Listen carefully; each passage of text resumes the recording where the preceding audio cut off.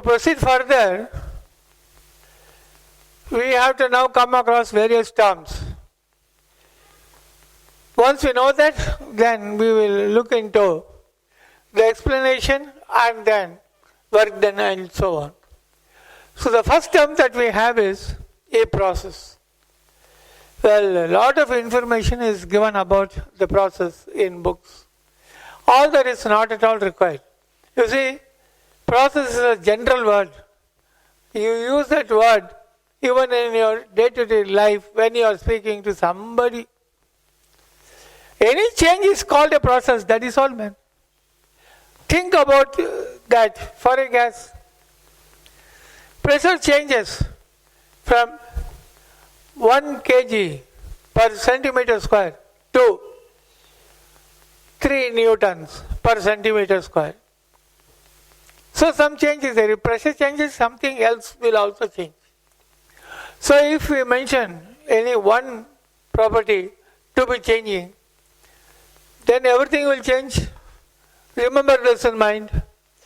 So when pressure changes, means the condition is now different. So whenever there is a change from one condition to another condition, that is called a process, and therefore any change, how the change takes place we are not bothered, is called a process.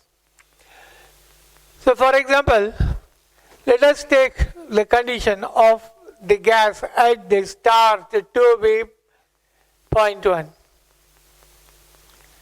And finally it is at 0.2. You can see in this diagram that the pressure is given by the height. You see, this PV diagram is very much same like the XY diagram that we have in coordinate geometry. So there, whatever be the height, that is the value of y at that point. In the same manner for 0.1, whatever be the height, that will be the pressure at that point.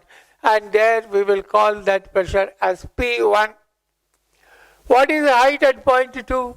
Height anywhere is pressure. At 0.2, that height which is different is therefore different pressure. We will call it as P2. Like that for 0.1. You can see here in the diagram, volume is given by the length. So see what is the length at 0.1. So length means volume, so it is going to be the volume at that 0.1. In the same manner, for 0.2, what is the length? Just check up. So that will be V2. So how the change is taking place, according to that you will get different curves. Finding out the correct curve is what is going to be the study. So then you can see change is there from 0.1 to 0.2 in such a manner that pressure, volume both are changing. So some change is there. Any change is called a process. Therefore this curved line 1 to 2 is process. Process, okay. So now, if you want to know more about a process, you have to, because there is no thermodynamics without a process. So we will see that now. We have known enough of the piston cylinder arrangement. So taking that into account, let us see how we get the curve that is shown in the diagram, and also how we get different moments, different positions in the diagram with respect to the moment of the piston. Here I would like to ask you one question. The piston is moving more volume to less volume. Here also you can say the volume has changed. Less volume to more volume. The question is that volume is changing for both piston cylinder diagram and also the PV diagram. Then what is the difference between the two? So exactly below 0.1, you show the starting point for the piston. And answer my question, man, first. What is the difference between the PV diagram and the piston cylinder diagram? Okay. It is very simple, but so this is 0.1 and this is 0.2. See, when piston is moving from point 1 to point 2, you can see that the length is changing in the piston cylinder diagram. And in the PV diagram, length is equal to volume. So, volume will be changing. At the beginning, volume is less, volume is more, then more, and it goes. So, like that, when piston is moving the other side from 1 to 2, the volume will be changing. First minimum volume, then more, okay. But what you can also further see is, pressure is given by the height. At the start, the height is a maximum. Then you can see the curve, height decreases. Furthermore, another point on the curve, height further decreases, and it goes so on. So, when the height changes, you can see how the pressure is changing when volume increases or changes more and more. How to see that here? Tell me. Piston is moving any direction, this direction or this direction. From that, the gap space, that is the gap or the space, increases. So, volume will increase, we can see that. But from this moment of the piston, can you tell me how the pressure will change? No. You have to keep a pressure gauge, then measure the pressure. That is the only way. Whereas here, when volume changes, what is the pressure? Every moment we can see it. So when piston moves, we can see only the volume. When in the PV diagram, the volume moves, we can also see how much the pressure is changing. Pressure is by the height and volume is given by the length. Height and length means this is a two-dimensional diagram. Here only the volume. This is a one-dimensional diagram. A good point can come in the exam. So, if anybody asks you what is the difference between the pressure volume diagram and the piston cylinder diagram, the answer is that the piston cylinder arrangement is a one-dimensional diagram and the PV diagram is two-dimensional. That is why both dimensions changes can be noticed in this diagram. So we have got a clear-cut idea about a process. So when you want to see both the diagrams cogently, it is like this, that piston moves, volume increases, pressure will decrease. Piston moves, volume increases, pressure decreases. So like that, you can show it continuously. Piston moves, volume increases, pressure will decrease, volume increases. So here, at every point, what is the volume, what is the pressure? So for this point, what is the pressure? For this point, what is the pressure? You can see that here, cannot see here. Only volume can be noticed. So as the piston moves 1 to 2, if you see the cylinder, any movement of the piston will give us a change. So that is one process. So one more process, and so on. From one point to another point, if you take the smallest movement of the piston that you can see here, that is a quasi-static process. Many people are misunderstanding that quasi-static process can be used for the whole process. No, it is a process in between the starting condition and final condition, starting and final. So somewhere in between the smallest change, that is a quasi-static process. That is why you will have infinite quasi-static process from the beginning till the end. Now, I have mentioned this quasi-static process, which many of you will be thinking is a new term without knowing that how can we understand quasi-static. No, you know it, I have told you also. A differentially small change that we studied when I was explaining you differentiation, that only is called the quasi-static process. Quasi means partly, not fully. And static means at rest. This also everybody knows. Know it. So, quasi-static means, therefore, quasi is partly, static means rest. So, quasi-static therefore means partly at rest. So, when the change takes place from one point to another point in such a manner that you can take the final point as partly at rest conditions, equilibrium condition. So, the final point should be near rest. Then only you can say it is almost at rest. That is the differentially small change, that only is called the quasi-static process. Other than this, whatever is given in the book, this information is given in many books. Some books write something differently. So that is why, other than whatever I have told you, If anything else is given in the books, don't believe it. Better just close that. That's all. Okay. Now, the smallest change where the final condition is nearest to the equilibrium, that is partly at rest, quasi-static condition, then that process is called a quasi-static process. Okay. So that is also over. We have then got to know what is meant by a cycle. Well, you have got one process. Like that, piston moves, some change is over, moves further, some more change. Two different change is possible for only one full motion of the piston. Now heat is added, then piston is pushing the gas, we will get work outside. So in the same movement of the piston, two different type of operations, two different processes are possible. So, for example, this is one process, piston has come here. And this is another process, piston has come another end. So like that, for the same motion, you can show two processes. Not you can show, it happens. There are many pistons in the arrangement where in one complete motion of the piston, two processes are there. Okay. So now, the next term, cycle, let us try to understand it fully by showing the cycle in a separate diagram. So pressure is given by the height and the volume is given by the length.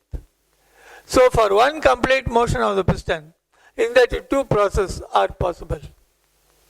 May not be also. So now, what we have got is one change. See, pressure is different, volume also is different. So this is one process. Like that, there can be many processes. So for the same gas, piston moving one process, further moving another process. When piston is the other end, now it will again go forward. For that again some change will be there in the volume.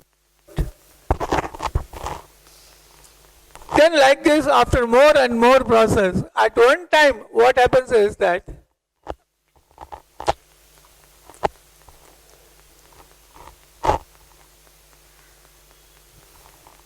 so at one time what happens is piston moves one process over, goes to the other end, second process over, returns back, third process is over, comes back to starting point, fourth process is over. So that coming to starting point is a must every time. If the gas doesn't come to the starting point, stops before, then there will be chaos. If it doesn't come to the starting point, again how it will proceed for the first operation. So coming to the starting point is a must. If you look into it thermodynamically, let us try to know what is the meaning of coming to starting point. 1 to 2 is one process, 2 to 3 okay, then 3 to 4 also okay. Like that, after more and more process, at one time it is a must that the gas must come back to original conditions. If the original condition is not obtained, then the repetition, continuous output, you will not get it. It is a must. Like this, when the gas thermodynamically comes back to the original conditions, it is then said to have completed a cycle. So what will be the definition for a cycle? Any process, any change is a process. Then, when a system, after undergoing number of processes, is able to come back to its original condition, then the system is said to have completed a cycle. Cycle means after number of processes coming back to original condition. At the beginning, what is the pressure? What is the volume? Again coming to original pressure, original volume. Cycle is completed. And this is not new, mister. This is what is going on in our daily life. When you get up in the morning, say at 6 a.m., good boy. Getting up at 6 o'clock. What is the first thing that you will do? That is one process. Because it releases the laziness in your body. Before lazy, now no, laziness is gone, so some change is there. Is therefore one process. Yes. After that, what you will do? Brush. Brushing is also one process, man.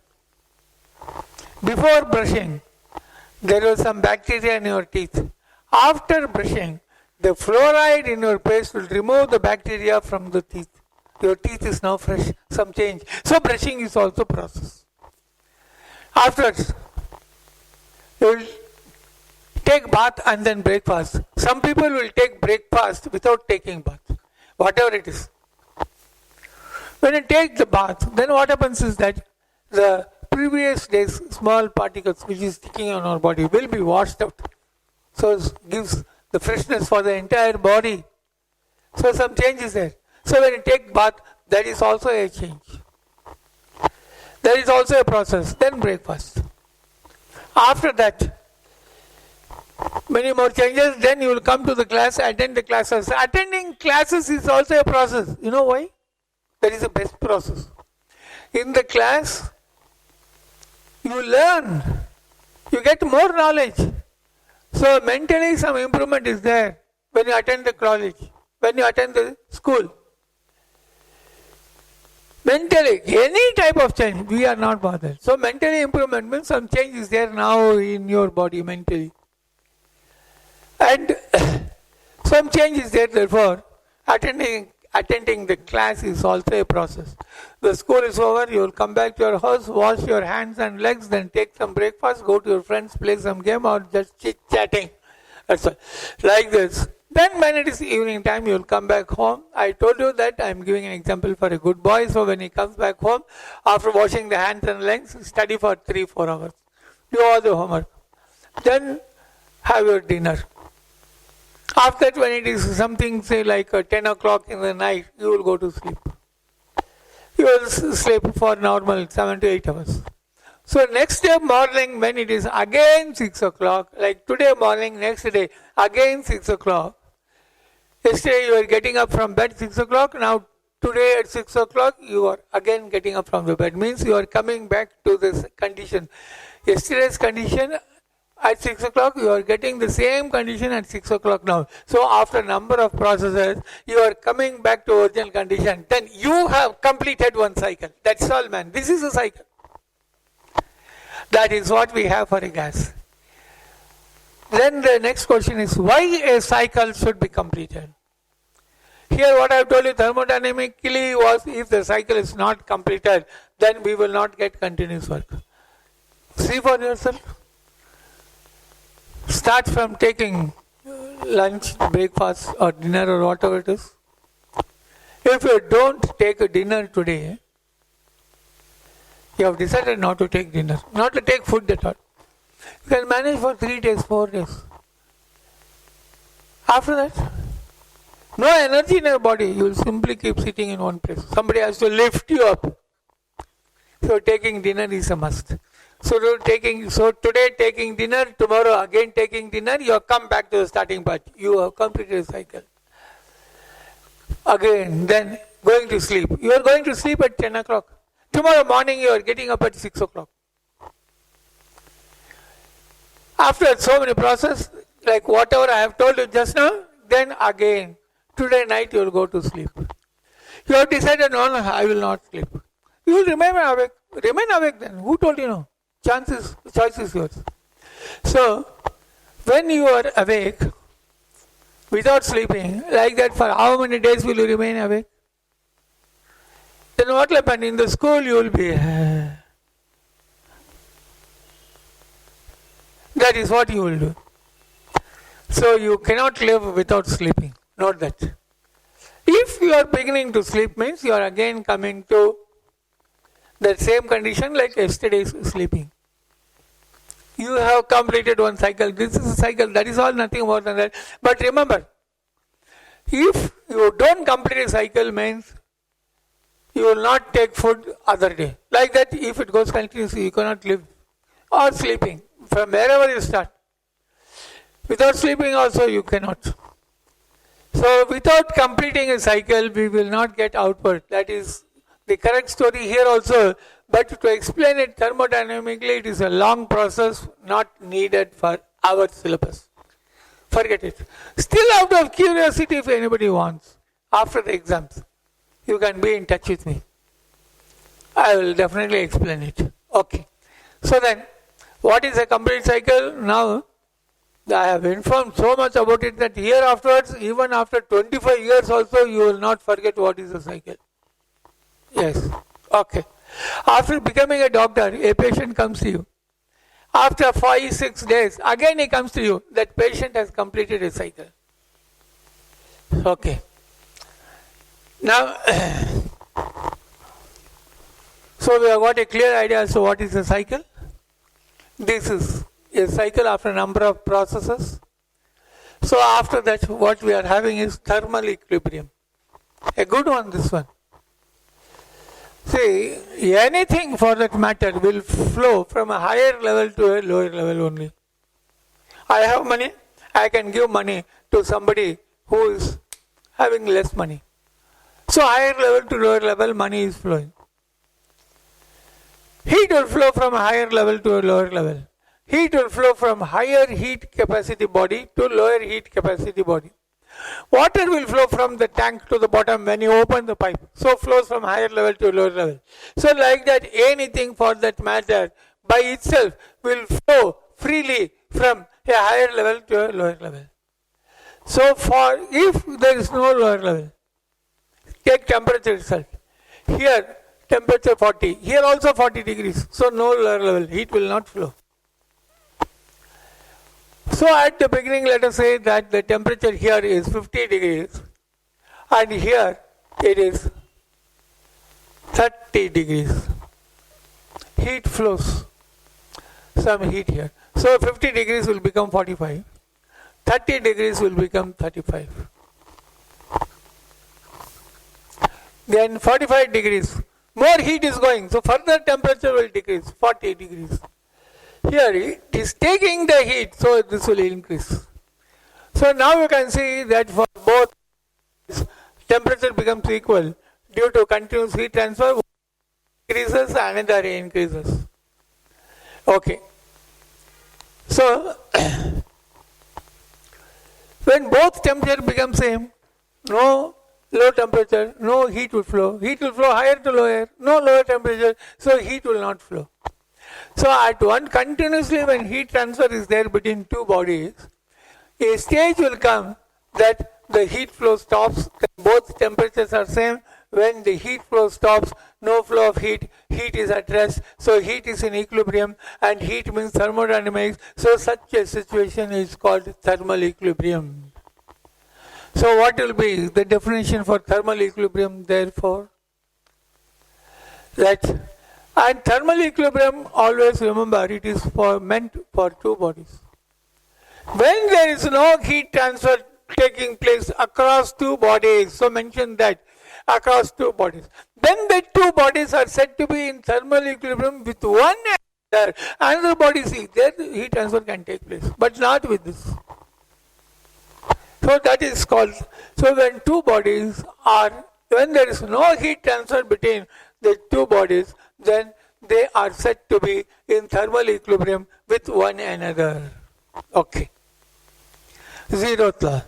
Zeroth law is just an extension of thermal equilibrium. Here two bodies, for zeroth law we want three bodies. Now, because the word law is there, so many people think that this is one of the law of thermodynamics. It is all not correct. You see, first law came. Some date it was announced. Another date, second law came. Then whatever is zeroth law came after second law. But the information given there is such that it must come at the beginning itself. It came lately but must come at the beginning, so it should be at the start. We started from first law, second law, we started from 1. So before 1 there is no number. That is why this statement which we are having, we should come before 1, but there is no number before, so it is called zeroth law, nothing else. If you scan the net, then just browse zeroth law. See what they are giving there. It is an unofficial law, not at all official. Some people will say it is not a law at all, because it is a statement at zero level. So it is called zeroth law. What does this zeroth law tell us? That when two bodies are both in thermal equilibrium with a third separate body, then the first two bodies also will be in thermal equilibrium with one another. That is all. And what we have studied earlier, that when the two temperatures are the same, no heat transfer. So for thermal equilibrium, the temperature must be the same, note that point. So here, no heat transfer. So these two bodies should be thermal equilibrium. So if this is 60 degrees, this also will be 60. Now C and B, again no heat transfer. That is given in the statement itself. So here also there is no heat transfer. So here also there is thermal equilibrium. So no heat transfer. So C and B also in thermal equilibrium, the temperature of C is 60, so B also the temperature should be 60. Now see here. If you come the roundabout way, what you find is A is 60, B is also 60, so A and B also will be in thermal equilibrium only. So this is a proof actually.